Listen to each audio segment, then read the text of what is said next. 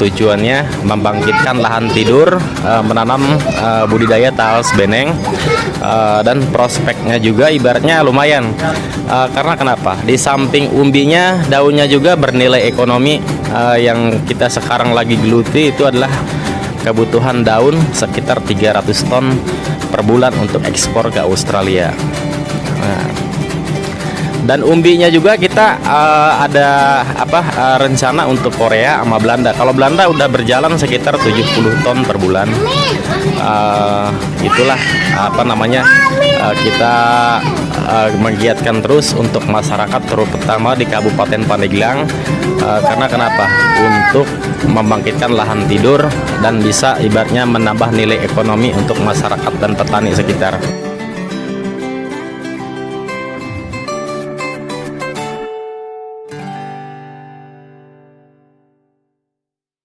Assalamualaikum warahmatullahi wabarakatuh. Nama saya Ardi Maulana, selaku Ketua Asosiasi Pelaku Usaha Talas Beneng, terutama di Provinsi Banten sama Kabupaten Pandeglang. Untuk ibaratnya tujuannya membangkitkan lahan tidur, menanam budidaya talas beneng, dan prospeknya juga ibaratnya lumayan. Karena kenapa? Di samping umbinya, daunnya juga bernilai ekonomi. Yang kita sekarang lagi geluti itu adalah kebutuhan daun sekitar 300 ton per bulan untuk ekspor ke Australia. Dan umbinya juga kita ada rencana untuk Korea sama Belanda. Kalau Belanda udah berjalan sekitar 70 ton per bulan. Itulah kita menggiatkan terus untuk masyarakat, terutama di Kabupaten Pandeglang. Karena kenapa? Untuk membangkitkan lahan tidur dan bisa ibaratnya menambah nilai ekonomi untuk masyarakat dan petani sekitar. Nah, untuk mendukung Pak Ardi, peran penyuluh, ini mengajak masyarakat bahwa talas beneng ini budidayanya mudah, tetapi kegiatan sekarang adalah optimasi lahan. Jadi bukan ke prioritasnya dulu, tetapi prioritas lahan. Jadi lahan-lahan marginal di bawah tegakan, karena talas beneng ini adaptif terhadap naungan. Nah, ini nih di Pandeglang sendiri sangat luas sekali dan memungkinkan. Dan juga ini belum usaha pokok, masih usaha tambahan. Usaha tambahan juga sudah mengalahkan usaha pokok gitu. Nah sekarang talas beneng ini sudah ditanam di Lebak berapa hektar? Di Lebak sekitar 20 hektar. 20 hektar sudah ini, apalagi di Serang? Di Serang sekitar 18 hektar. Jadi pengembangannya sudah luar biasa. Nah, ini untuk daya dukung. Nah, ke depan itu untuk daya dukung ekspor tentu ini perlu luas lahan yang memadai. Karena untuk semua kebutuhan juga, kalau tidak didukung dengan daya dukung, maka itu akan menjadi kurang maksimal gitu untuk membackup kebun ini. Untuk budidaya kita bisa lihat langsung ya. Di sini jaraknya 1x1. Kalau misalkan 1 hektar dia bisa membutuhkan di antara 8.000 bibit sama 10.000 bibit talas beneng. Ini baru di usia 4 bulan dengan bobot umbinya sekitar 5 kg ini. Nah, ini tiap bulan kita panen daun terus, setiap bulan ya. Dari bibit kita tanam, umur 3 bulan kita udah panen perdana. Habis itu tiap bulan kita panen. Nah, ini contoh daun talas beneng. Ya. Nah, itu ukuran berapa itu? Ini kalau ukuran segini 4 lembarnya 1 kg. Iya. Nah, ukuran segini. Nah, itulah. Dan ininya juga, pelepah ininya kita bisa ke depan bisa dimanfaatkan juga untuk budidaya maggot ya. Maggot itu apa, Kang? Maggot itu tercipta dari lalat BSF. Dia yang bertelur, ibaratnya semacam belatung, ulet-ulet itulah buat pakan ikan. Oh, pakan ikan. Pakan ikan, terus burung. Ya. Karena kan dia mengandung nutrisi tinggi ya. Itu. Dan ibaratnya habis budidaya maggot juga ini bisa ibaratnya kita bikin pupuk kompos. Pupuk komposnya ini kata orang sih bisa mengandung asam amino. Jadi bagus untuk pertumbuhan tanaman lainnya gitu. Nah, inilah manfaat lahan tidur. Ibaratnya yang jarak tanam 1x1 di bawah tegakan. Jadi bisa membangkitkan lahan-lahan tidur. dan ibaratnya bisa membantu juga perekonomian masyarakat dan petani yang bagi mau budidaya talas beneng ini. Nah, ini daun yang udah tua ya harusnya bisa dipanen. Dipanen. Yang untuk pengolahan tembakau itu daun yang tua apa yang Ada kalau untuk pengolahan tembakau, nah ini minggu kemarin kita udah panen, tapi ini udah mau minta dipanen lagi. Makanya tiap bulan panennya, tidak seperti tembakau. Kalau tembakau 1 tahun sekali, kalau ini 1 bulan sekali. Alhamdulillah, itu kan berkah. Ini udah ekspor ya, Kang ya? Ekspor ya, Australia, kita ekspor ke Australia 300 ton. 300 ton ke Australia, 100 ton ke Selandia Baru. Mantap. Itu. Ada lagi, Kang? Dan untuk umbinya kalau bisa dipanen ini, umbinya ini usia 8 bulan sampai 2 tahun lebih. Karena talas ini tidak ada kadaluarsa masa panennya.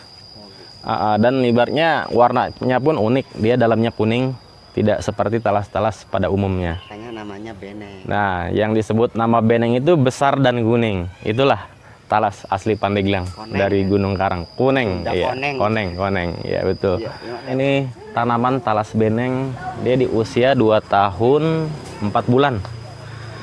Dengan bobot 50 kg, tinggi sekitar 2 meter. 2 meter lebih, di usia 2 tahun 4 bulan. Tanaman ini ibaratnya umbinya dia bisa ibaratnya bernilai ekonomi, dan daunnya juga dia bisa menghasilkan, ibaratnya bisa dibikin tembakau non nikotin.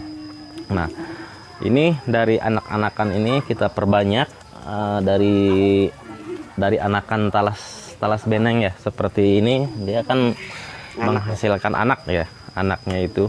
Ini indukan yang di Kabupaten Pandeglang. Ini udah termasuknya indukan. Nah, indukan talas beneng. Ini contoh talas beneng yang asli, yang ibaratnya udah tersertifikasi di Kabupaten Pandeglang.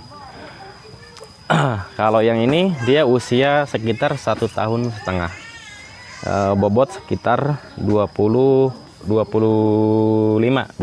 kg, dengan ibaratnya mengeluarkan bunga yang disebut ibaratnya Canthasoma undifes dari talas beneng.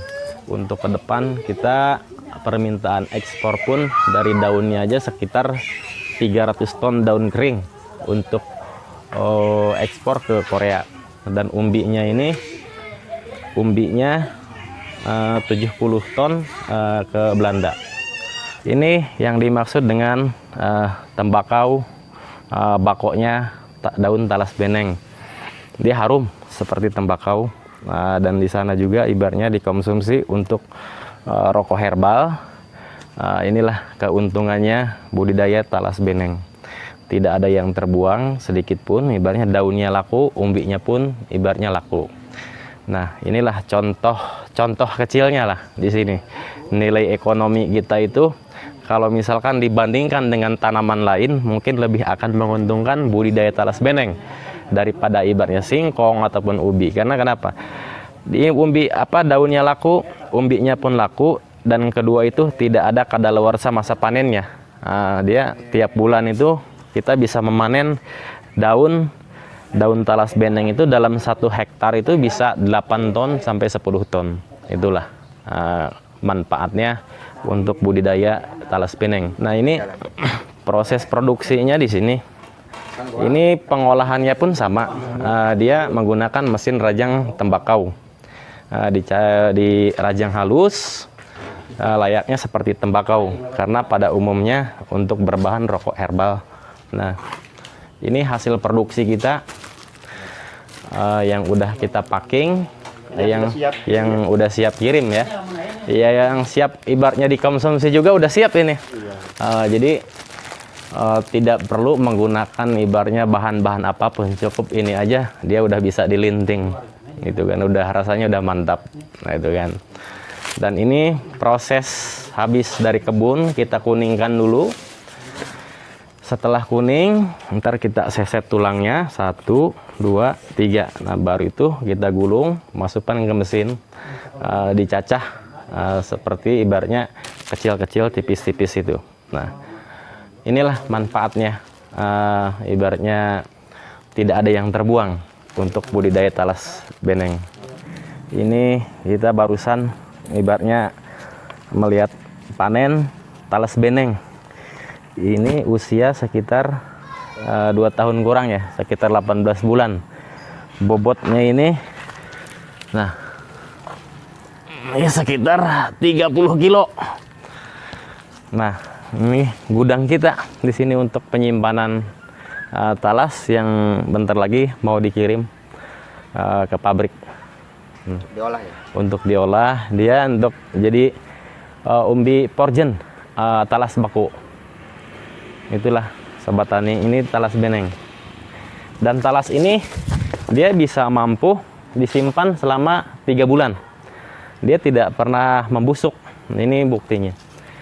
Dia akan tumbuh lagi. Nah, seperti anakan seperti gini. Anakannya. Bisa dibudidayakan juga ya? Bisa dibudidayakan lagi untuk bibit-bibitnya ini. Nah, ini anak-anakan lagi. Nah, timbul Tunas. akarnya. Nah, akarnya dia cepat tumbuh karena dari karbohidrat ini bisa mengandung asam amino. Inilah gudang kita di talas beneng. Ini sekitar 5 ton beratnya. Hasil panen berapa luasan? Ini hasil panen seukuran tanah sekitar 5.000 meter. Di usia 2 tahun, ada yang 1 tahun, ada yang baru 8 bulan. Nah, kalau yang segede gini, dia baru 3 bulan, 4 bulanan ini seperti gini.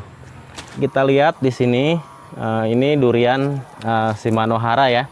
Hasil top working usia 1 tahun, dia di usia seperti ini gedenya. Ini kita menggunakan limbah dari talas beneng ya, dari daun, dari limbah yang udah kita jadikan kompos, kita taruh di bawah pohon durian. Nah, inilah hasilnya seperti ini. 1 tahun dari hasil top working, kawin silang. Ini perkebunan talas beneng kita baru di usia sekitar 3 bulan, ada yang 2 bulan ya, dengan jarak tanam terlalu rapat, belum ibaratnya didesain serapih mungkin ya. Mungkin ke depan kita akan rubah lagi setelah ibaratnya dipanen daun ataupun umbinya. Nah, dia ibaratnya mampu tumbuh hidup ibaratnya di bawah tegakan pohon ya, tumbuh subur lah intinya. Tanamannya pun ibaratnya cepat sekali pertumbuhannya. Ini tanpa dipupuk sekalipun. Cukup kita gali lubang dan ibaratnya tanam bibit. Habis itu kalau mau kasih pupuk lagi lebih bagus lagi pertumbuhannya. Ini yang ditanam itu Kang dari anakan. Dari anakan kita tanam ini dari anakan di paling segede inilah jempol tangan atau jempol kaki ya, di bibit-bibit itu. Ini dia umbinya aja udah lumayan. Nah, segede gini sekitar 3 kilo. Nah, umbinya. Ini belum kita panen daun karena posisi daunnya masih kecil-kecil.